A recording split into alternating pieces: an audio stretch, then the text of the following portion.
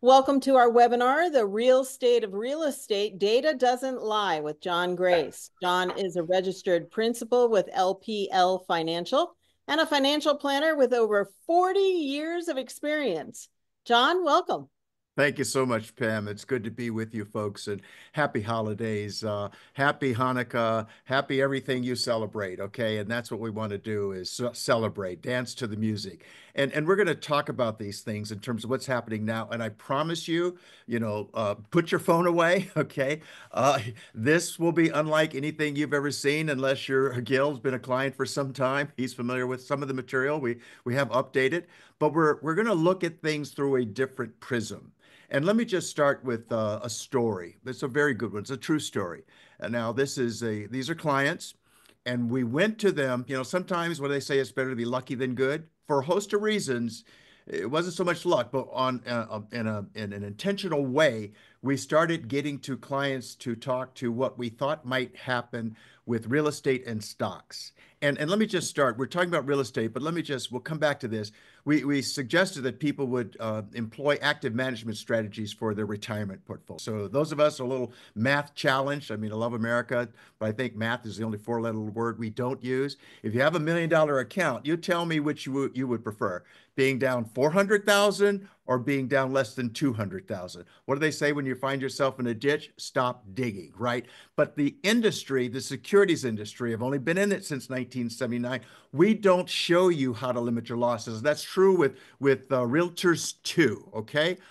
We just tell you to ride it out. Stay on the roller coaster.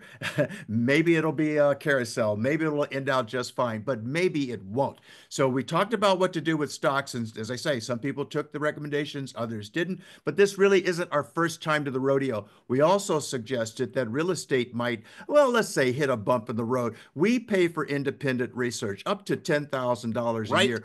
So we want to get information from sources that have nothing to sell. Where they're looking at is the data. The data doesn't lie. And what we came to discover in short order is the one thing we don't watch when it comes to real estate is the primary data, the data that is far more important to watch. And guess what that is? It's very simple. It's not interest rates, it's not location, it's not inventory. I don't know how you put all those balls in the air and then calculate them to get something that makes sense. It's looking at what people are doing, consumers, based on age. Let me say it another way. 14 is the age you did what? Ate the most potato chips in your life. 41 was what happened. That's when you bought the most potato chips in life for your 14-year-olds. Okay, it comes from the Census Bureau. This wasn't somebody making stuff up. This is data that's available that nobody studies. So here's our couple. We'll call them Mr. and Mrs. Hadbucks because, see, they had three beautiful homes in South Pasadena. And if you know Pasadena, it's a beautiful spot on the planet. And by the way, Pasadena did not decline like the rest of the country because the research team said, don't be surprised to see a 40% loss. Well, it turns out that the average loss in this country was about 34%. So as far as that box is concerned, I give them a check. And I'm glad we said this to this couple. Now, Mr. Hadbucks is a mortgage broker. Mrs. Hadbucks is a realtor. And we said to them, look, you've got two beautiful rentals. Take one off the table. Now's the time we're suggesting that you collect your equity. Let's convert it to cash. They talked about it with me and my team. They talked about it on their own. Now, remember, these are all part of the National Association of Realtors. NAR. I'm not sure that's much different than the NRA. Yeah, something's going on here. They said, hey, you're crazy. One's rented to a dentist, the other's rented to a doctor. We've got magnificent cash flow. We're not doing a darn thing. I said, okay, just want you to know you need some additional diversification in the equation. We've got the money over here that we can manage, but we can limit those losses. Over here, you're fully exposed with three properties. So you can imagine what happened. It wasn't our first time at the rodeo the last time. It's not our first time to the rodeo this time around, but this time the real estate or the research team is saying, this is different. This is unlike you've ever seen before, and we're going through the twilight zone. Now, one more story I want to put up for you, and this I just came across this morning. Very good source. You know the name Michael Jordan. Well, you might see in the news that he sold his beautiful mansion that was dedicated to him for about $9.5 million. Now, from what I can tell, his purchase price was $11 million, and from what I can tell, he put another $38, $39 million in the property. So if you're following the math here, what you see, if he sold it for 9.5, that meant he took a $21 million loss. Now, for me, I don't know about you, that's real money. Now, if your net worth is 3.5 billion, which Forbes says that is Michael Jordan's net worth, that's probably equivalent to a millionaire losing $11,000. Doesn't make much difference to him. But for the rest of us, like my colleague's mother-in-law who has 12 homes, I said, we'll come back to her.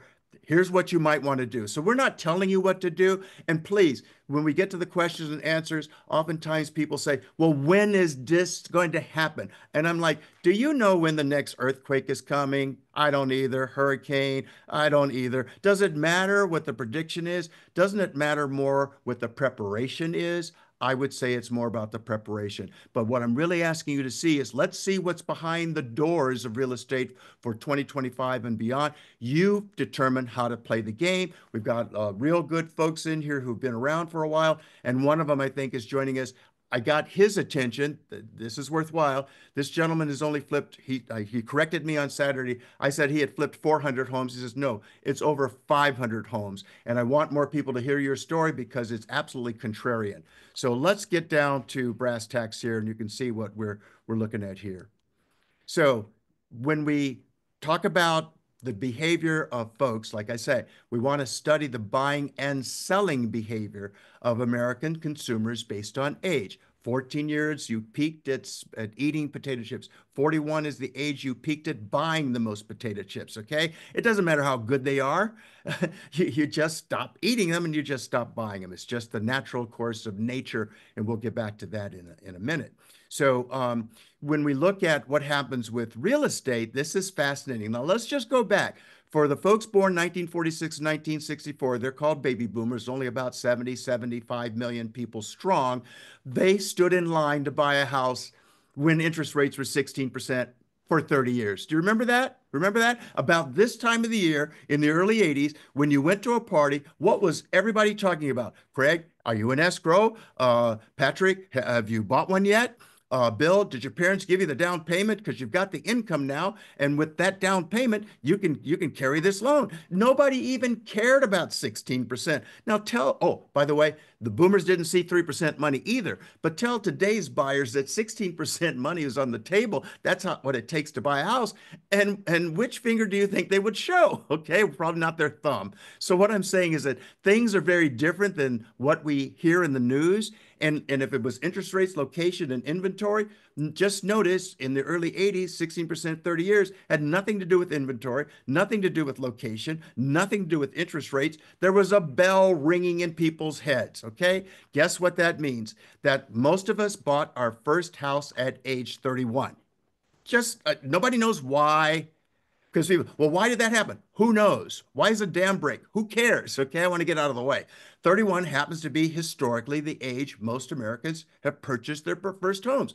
For baby boomers, that's exactly what was happening. All across the country, the bell was ringing in our heads that we had to go buy a house. But let's understand, baby boomers are quite an interesting bunch. What did they do? The parents said, son, daughter, yeah, you're going to go to school. You're going to get married, you're going to buy a house, and you're going to have kids. Boomer said, check, check, check, check. Now, let's look at our children. Are they checking many of those boxes? Not like we did. So what happened 10 years later? I can tell you what happened to me. I'm looking at the house, all these people in it. These friends are over. 2 refrigerators are empty. Oh my goodness, this house is too small. At 41 is when most of us buy our biggest homes. I thought I was doing something unique, had to have a 5,000 square foot home in Westlake Village on 2.5 acres, right? $1 million. Hey, let's do this. This will be great. At least I can spread out from all this noise. Then the kids go off to school, and what happened? You look at each other if you're still married, and you're like, this is a library. This is a church. We don't need all this room. So guess what happens next? Right now, all we're hearing about is shortages, right? Well, 78 is the age is when most Americans sell their homes. Why is 78 important? There's actually two numbers here that are very important. One is age, and one is the age people sell their homes. The age of mortality in the US of A keeps dropping, folks. We all want to believe we're living longer. Well, maybe your people are living longer, but don't look at your people first. Look at Homer and Marge Simpson first. They're average Americans. Look at the average first, and then look at your family. Okay, don't do it reverse because you'll get it backwards. If your parents and in-laws like mine got well into their 90s, God bless them. But the average age of going to heaven, I'm an optimist, is 76.4. And after COVID, all the countries' average age of death started declining. Only one country kept declining, and it's continuing to decline. That's the US. That's this American exceptionalism, 76.4. Bill Clinton and Donald Trump turned 77 last year. They turned 78 this year. And so you've got the 1-2 punch of the twilight zone of now 76 million people are reaching that age. A month ago, I was at two funerals back to back, one on Monday, one on Tuesday. Something's happening here. More people are going to heaven. So average age of death, 76.4. Average age that people sell their homes is 78. Buckle up because that's what's happening. You're going to see a lot more of that. Where they go is they're coming out on their stretcher. They're coming out under their own volition. They're stepping down. They're not necessarily buying another house. They're going to heaven, but they're coming out of these homes. And what I'm trying to say is, as a 15-year-old, I wanted my Eagle Scout merit badge. And there's one of the things that Southern California, across the country, you go to Philmont and you hike for a week or two for 50 miles with a 50-pound backpack on you. Okay. And we're in this meadow in New Mexico, and it's just glorious. It's just magnificent. And then we happen to see a cow, and we happen to see another cow. All of a sudden, we're in the middle of the cows. And at first it's kind of interesting because, oh, I touched one. Oh, one touched me. Oh, this is really, we're with nature. Yeah. Well, guess what cows do as they walk? Ha! They take a poop. And I mean, it's a big one. So, the saying, the view and the smell doesn't change. It's true in the herd of cows. So what do you have to do? You've got to figure out, okay, the 6 of you go this way, the 6 of you go that way. You run ahead of these cows and leave a couple of guys at the back. Your job is to keep an eye on those cows. We do not need them gaining on us. We have to stay ahead of them. Otherwise, it's going to be messy. And we only have 2 pairs of shoes, and this won't be any fun whatsoever. So let's keep it fun and keep ahead of the herd. That's why I'm here, saying here's some information you might want to apply to stay ahead of the herd. Otherwise, you're just part of the mix.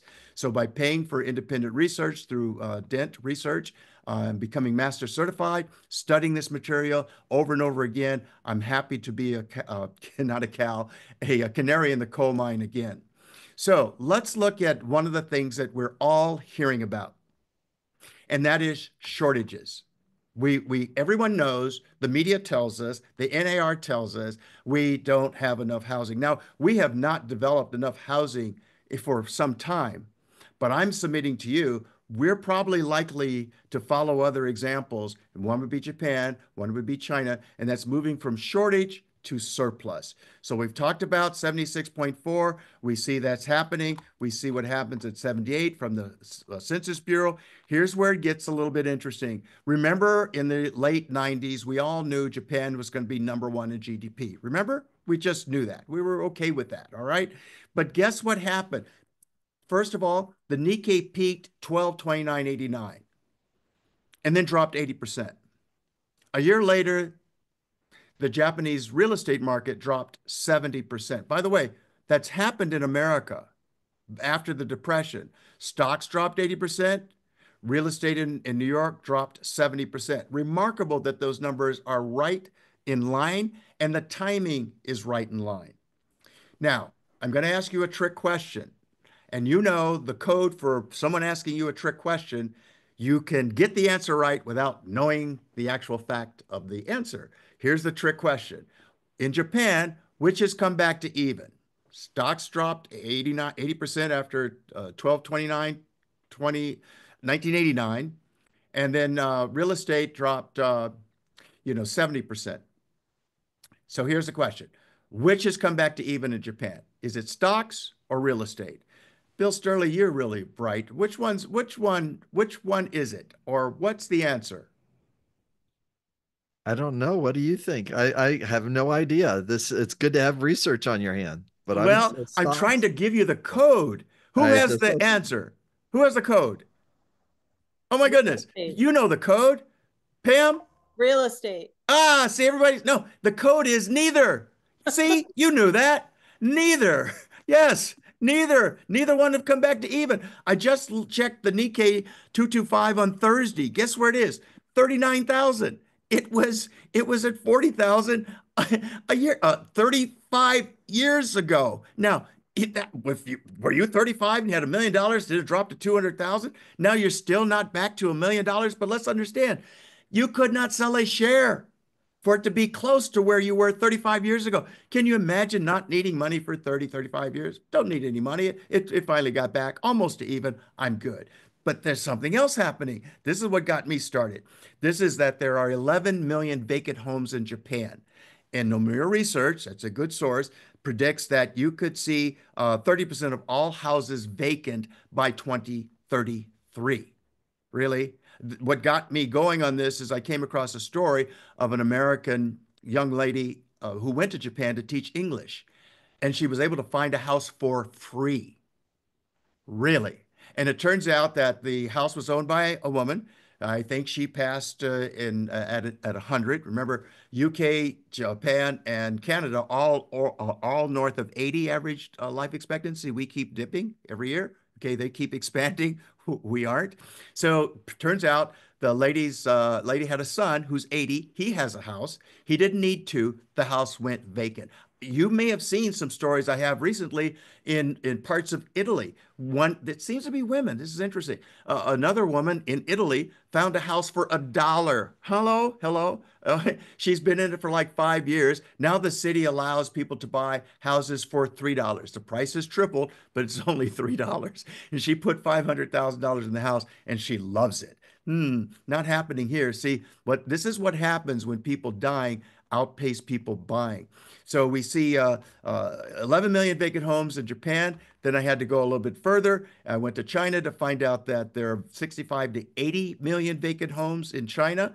And then I went to say, well, let's see what's going on here. Is anything going on here? Because we're really good at, well, that's happening over there, but we're going through shortages. Who knew there are 16 million vacant homes in America today? 16 million. And who knew the top two states happen to be Florida, number one, and California, number two? Yeah. All right. So yeah, 16 million vacant homes across the country, 1.2 million vacant apartment units, single-family homes here in California, 1.7 million vacant homes and apartments in Florida. I thought everybody was moving to Florida. You mean that's not true? All right. And yeah, China, 1.4 billion people, but 65 to 80 million units are just vacant. John, do we Yes. want to pause and see if anybody has any questions or Okay. comments? And we always have the chat as well. You can throw a question in the chat. You're Craig? good, Craig? Everybody good so far? Okay. All right. You good, Patrick Pam? has a question. Okay. Patrick, yes, sir. How you doing? Very, very interesting. Thank you, John, and thank you for the invite. I've always been conscious about the media. If the media says the stock market is going up, it tends to go up. And if they say the share price is dropping, it tends to drop. So the origins of this are so interesting because this information forms our predominant thoughts. Well, kind of.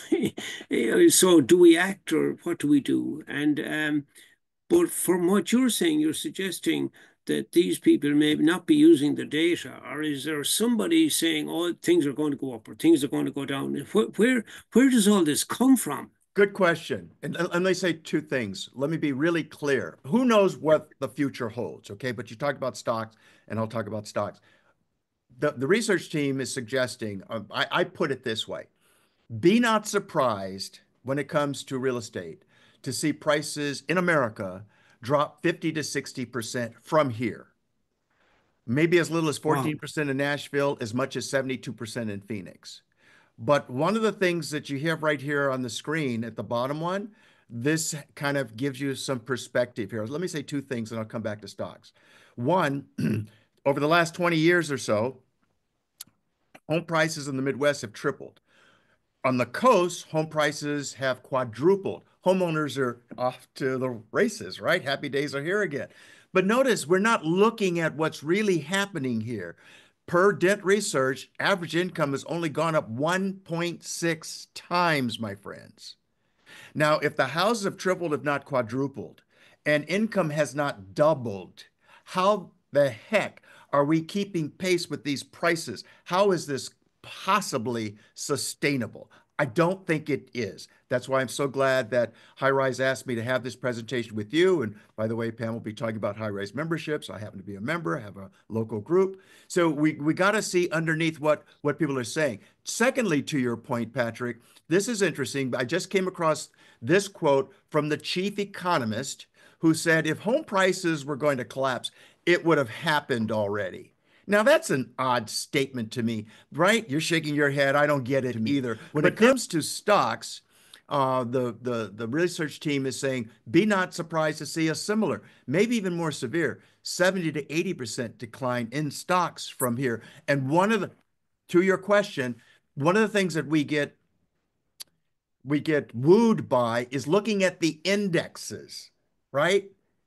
Like looking at a tree and noticing how it's growing at the top, but we don't see it's rotting at the bottom. This tree's not going to last. So what we see with the stock market right now that's scary is the indexes are continuing to hit new highs, but it's something called bad breath. That's BREADTH. The breadth isn't substantial. Not all the companies are participating in these new gains. Okay. So let me also distinguish when we're talking about real estate, you're either all in or all out. There's no way to hedge.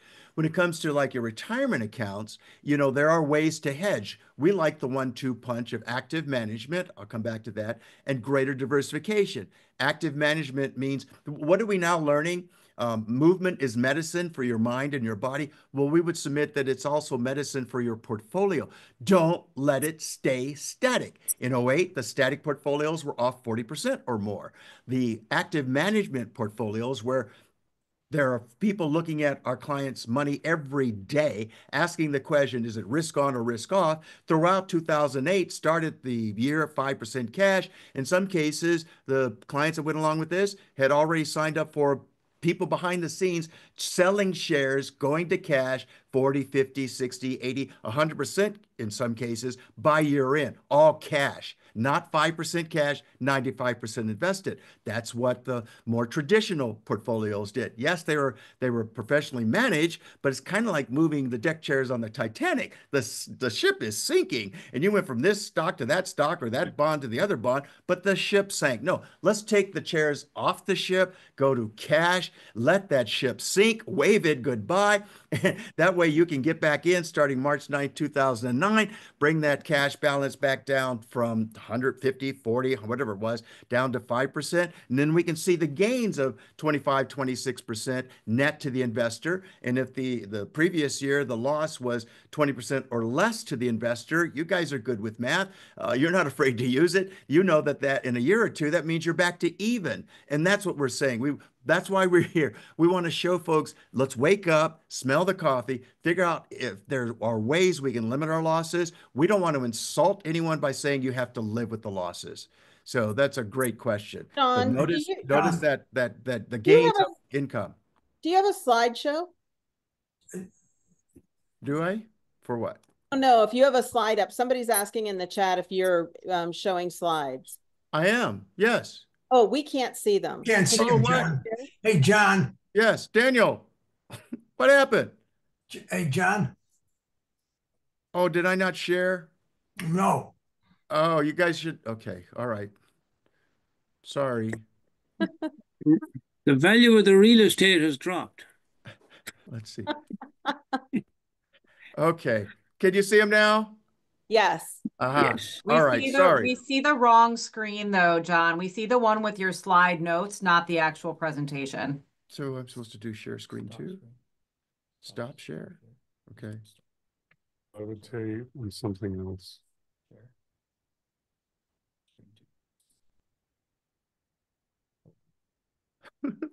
Sorry, folks.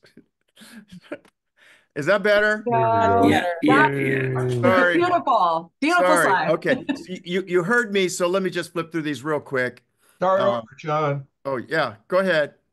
Let's see. That's number 2. But let me just do these real quick and then we go to questions, please, because now I'm feeling bad. Okay, so 31's on the left, 41's the biggest house, 78, you're out. See it? That's the average. Got it? Yes? Yeah. Yes. Yes. Okay, thank you for asking. I'm sorry. Here's the average life, 76.4. 78 is the age people sell their house. This comes from the Census Bureau. I didn't make this up. Here's the source of the home vacancy in Japan. 11 million today, could be 30% of all houses in the next 9 or 10 years or so. We good? Okay. All right. They're not many. Okay. So here's our data. 1.2 million apartment units in single family in California, more than 16 million homes vacant here in these United States of America per LendingTree. That's a good source. To China, well, let's see. That's kind of surprising. Not talking about the cities, just the homes. 65 to 80 million homes empty out of a 1.4 billion population. And there we are. This is the part that I think is fascinating that nobody's seeing. Yes, prices on homes have tripled, if not quadrupled, but income has not doubled. This is not sustainable.